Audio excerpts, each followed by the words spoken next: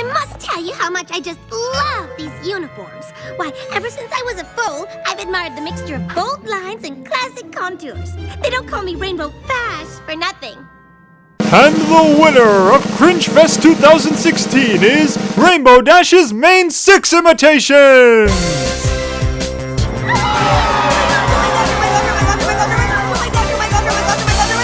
Congratulations, Miss Dash, and congratulations to our previous winner, Spike singing the Cloudsdale Anthem. I'll tell you, that was certainly a tough act to follow. I'm Finn the Pony, and it's time for Finbits.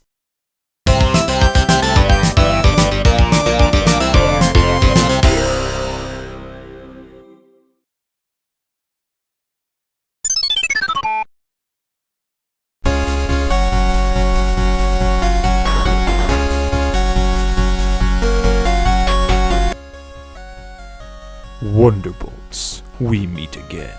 You guys have been a main part of many an episode, with said episodes ranging from some of the show's best to some of the show's worst. So yeah, I had no idea what to expect from Newbie Dash, considering how varied the quality of Wonderbolt episodes have been in the past. But hey, this is a big deal! This is the episode that makes Rainbow's Wonderbolt membership official. I'll admit that I've had my doubts about Rainbow joining the Bolts and whether or not it would be good for her. Heck, I made a whole video on that recently, but now we finally get to see her dream come full circle. And in the end, how does it hold up? Well, let's look at the story. After Spitfire officially welcomes Rainbow into the ranks of the Wonderbolts, Dashy flies to their headquarters to learn the routine for their next big show. But after making a major rookie mistake on her first day, she ends up getting mocked and teased by the other members of the team and earns herself the nickname Rainbow Crash. A name that's actually haunted her since flight school. Oh, the irony. After screwing up a few more times, she flies back home in defeat. She gets an unexpected surprise party from her friends and admits to them that her first day was a bit of a bust. So in order to turn her current image around, they suggest that she try to stand out in a different way to try and make them forget that nickname. Insert pointless awkward segment of Rainbow trying to imitate her friends here, and we finally get to the big show that Rainbow had been training for.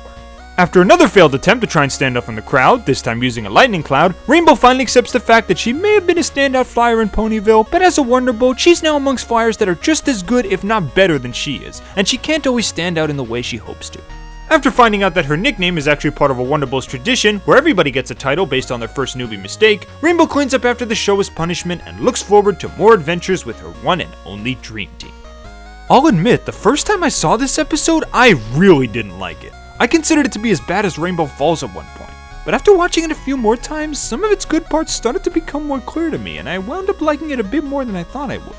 I wouldn't call it particularly good, but at the same time, it's certainly not the train wreck I first saw it as. The story we got here was alright, I guess. It moved about at a decent pace, and the callbacks to previous episodes were nice, such as Rainbow's extensive Wonderbolt knowledge she retained from testing, not to mention that this is probably the best appearance of the Wonderbolts so far. We see how they act as a unit behind the scenes, we learn a few traditions they uphold, and the ending where they explain that an insulting nickname is just a form of playful teasing that every member gets on their first day was pretty cute. Plus, it's interesting to see the Wonderbolts do some fangoing for once. That being said, it did have some pointless filler segments, practically nothing for the remaining 5 to do, and a few plot points which I thought could use some polish. Like why didn't Rainbow Dash directly confront Soren or Spitfire or Bolt she knew about the whole nickname fiasco? Could have resolved the main conflict much quicker if you ask me. Ah well, I guess I just expected a lot more from an episode where the main selling point is Rainbow's dream finally comes true! Though it's honestly hard to trump the fanfare of awesomeness that Wonderbolt Academy gave us, and I still stand by my belief that would have made for a much better Rainbow Dash Key episode. So in the end, the story didn't leave me angry or frustrated, it just left me kinda bored. And speaking of bored, let's talk about the fun factor of this episode. There is none. I mean, aside from one moment with Pinkie Pie, which made me smile a bit, there were no jokes, expressions, quotes, or background gags that left any lasting impression on me. It's easily one of the blandest episodes I've watched in a while, even more so than others I've called out for being bland. At least Canterlot Boutique had fashion plate and rules of rarity, and On Your Marks had bulk biceps and On My Own. Newbie Dash's main attempt at comedy is a 3-minute cringe fest where Rainbow takes Twilight's advice the wrong way and imitates each of her friends individually to try and stand out in a different way. Look, Rainbow's been seen to make poorly thought out decisions before, but this is pushing it a little too far. It feels like this scene was just put in so they can throw some kind of comedy into an episode that's otherwise boring as sin. And even if it did make sense from a character standpoint, it drags on for way too long and overstays its welcome. It's a scene that's intended to be nothing but filler comedy, and yet it does everything completely wrong. But luckily, this episode doesn't do everything completely wrong, since we wound up with a moral that's not only very relatable, but is something that I've wanted Rainbow to learn since season 1. Humility. Rainbow Dash is cocky. Like, incredibly cocky. If her ego was turned into a pony, it could flatten all of Equestria with a single hoof stomp. But honestly, can you really blame her?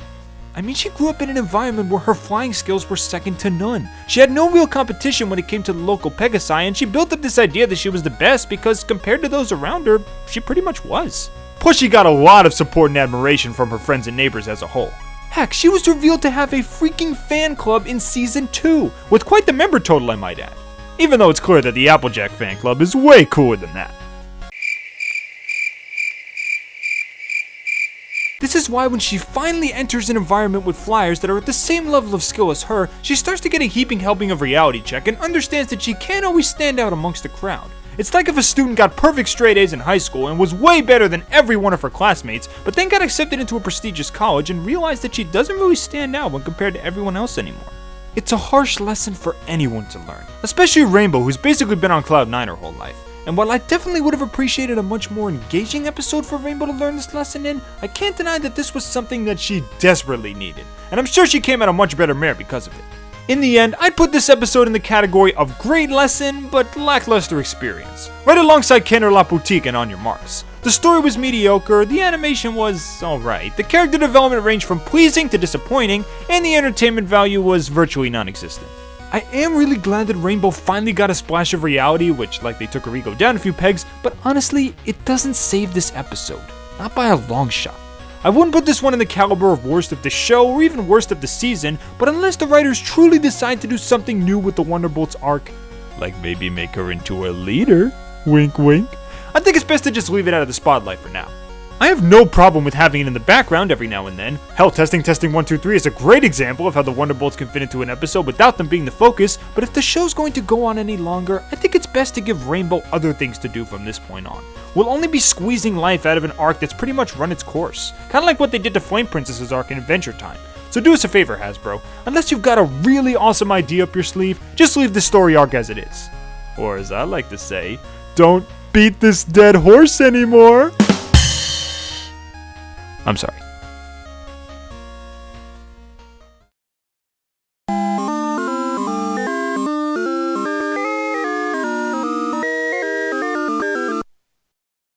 Well, I hope you all enjoyed my quick little playthrough of this episode, and feel free to tell me what you thought of this episode in the comments below. Do you think the Wonderbolt arc should take a bit of a break after this episode? Do you think the writers will come up with any new ideas that'll keep that storyline fresh? Well, if they can bring Trixie back in an episode, that makes sense. I don't see why not.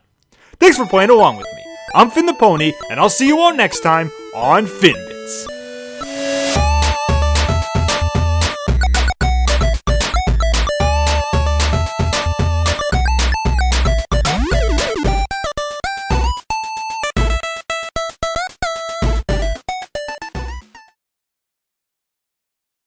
Hey! You guys buzzed me on purpose! Not quite.